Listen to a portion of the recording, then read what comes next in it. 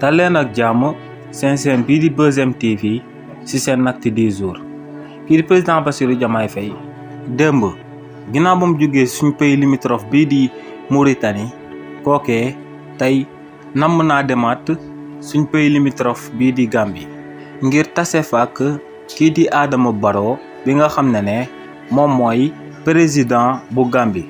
si luñ namm waxtaanee nag du leen lu dut kaaraange bi nga xam ne réewu Sénégal ak réewu Gambie ñoom ñoo ko daal di bokk seq ndax ñëpp xam nañ ko ne réewu Gambie ci biir Sénégal la daal di nekk. ginnaaw loolee tamit dinañ waxtaanee ci jàmmu Casamance ndax rebelle yu bëri buñ amalee ay attentat biir Casamance dañuy daw daal di làqatu biir Gambie si loolee tamit dinañ ci waxtaan. waaye tamit dinañ waxtaan ci liñ dippee exploitation du bois forestier bi nga xam ne dañ koy amal biir Casamance te ñi nga xam ne ñoom ñooy amal li ni mel buñ ko defee ba noppi dañuy jaar Gambie ngir daal di jël bois boobee nga xam ne Sénégal moo ko gën a soxla réew yëpp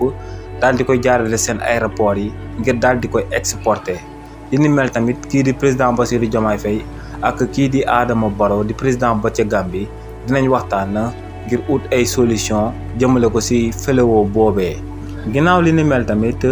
kii di président Bassirou Diomaye Faye namm naa waxtaan ak kii di président Adama Barrow ngir ñu daal di fexe ba suñu relation yi ñuy entretenir ñun ak réewu Gambie daal di nekk relation yu gën a ratax ndax Sénégal ak Gambie benn bopp la kenn mënu koo xar ñaar ndax ñoo bokk ay culture coutume même ni ñuy woyee ni ñuy soloo lépp ñun ak Gambiens yi ñun ñoo ko nuru. donc bu colonisation amul woon ci Afrique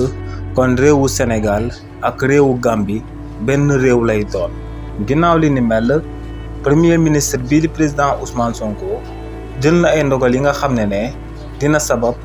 ci tabaski bi ñu jëm réewu Sénégal dina bëri lool ay xar ci prix yu yomb lool. si li ni mel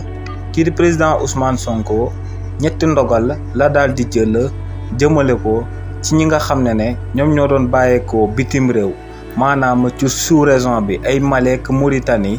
di jëlee foofee ay xar di ko andi ci réewu Sénégal ngir daal di koy jaay jëmale ko ci tabaski bi. si li ni mel premier ministre bii di président Ousmane Sonko ndogal lu njëkk lum si njëkk a jël moom mooy que ne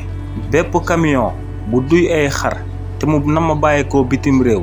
maanaam ci ay réewu Mali ay Mauritanie ak ñi nga xam ne ñëpp ñoom ñooy andi xar ci réew mi di Sénégal taxi yi ñu daan fay bu njëkk ba kii di président Ousmane Sonko daal dinay wax que ne taxi yooyee dootuñ ko fay bu ñu ñëw réewu Sénégal ngir andi fi ay xar namm koo jaay jëmale ko ci tabaski bi.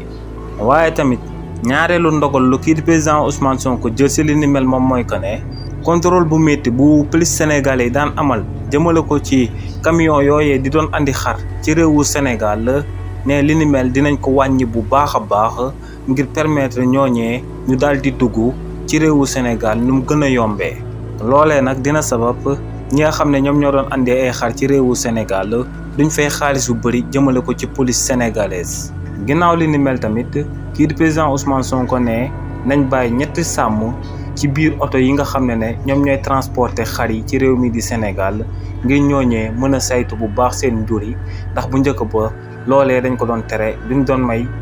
benn sàmm mu daal di nekk moom ak xar yi buñ leen doon transporter di leen doon andi ci réewu Sénégal. kon ñetti mesures yooyee premier ministre bii di président Ousmane Sonko daal di amal dina permettre ren xar bëri lool ci réewu Sénégal waaye tamit dina permettre xar yomb lool ci réewu Sénégal ndax taxi yi ak contrôle routier yi ñu doon amal ci ñi doon andi xar yi ci réewu Sénégal li ni mel moo doon sabab xar di doon seer ba jéggi dayoo ci période tabaski waaye loolee yëpp kii di président Ousmane Sonko daal dina koy dindi bam set ngir xar yomb ba noppi bëri ci tabaski 2024. ginnaaw li ni mel kii di Guy Marius Sagna comme nu kii di président Bassirou Diomaye Faye waxee que ne dafa oote ab gouvernement de rupture kookee tamit noonee la ootee ab parlement de rupture. lu sabab lu tax ñu wax li ni mel moom mooy que ne kookee di Guy Marius Sagna lu leer ba am moom mooy que ne du mës a taxaw biir assemblée nationale di yëkkati ay kàddu comme nu ko député Macky Sall yi daan yëkkatee te di wax que ne ñoom ay député président de la république lañ. kàddu yooyu li koy firndeel moom mooy que ne kii di Guy Marius Sagna donte ci parti bii di Pastef la bokk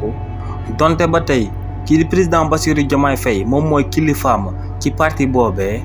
waaye loolee teewul kookee di Guy Marius Sagna daal di koy bind ab lettre ouverte daal di koy poser foofee 46 questions jëmale ko ci tolof-tolof yi nga xam ne sénégalais yi ñoo ngi koy dund.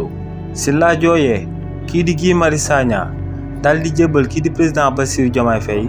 daal dina say bokk yan saafara le gouvernement bu bees bi na ma andil ci localité yi nga xam ne ba tey ñooñee mënuñoo jot ci ndox mu sell ak courant ci réewu Sénégal. waaye tamit daal dina siy bokk yan saafara le régime kii di président Bassirou Diomaye Faye na ma amal jëmale ko ci 1185 étudiants yi nga xam ne dañoo nekk ci université virtuelle bu Cheikh Amadou Kane te ñooñee buñ leen taxawul boo moytuwul duñ amal master ren ci réew mi di Sénégal. lettre boobee kii di Guy Marius Sagna daal di jëbal kii di président Bassirou Diomaye Faye nag lu muy tekk rek moom mooy que ne kookee di Guy Marius Sagna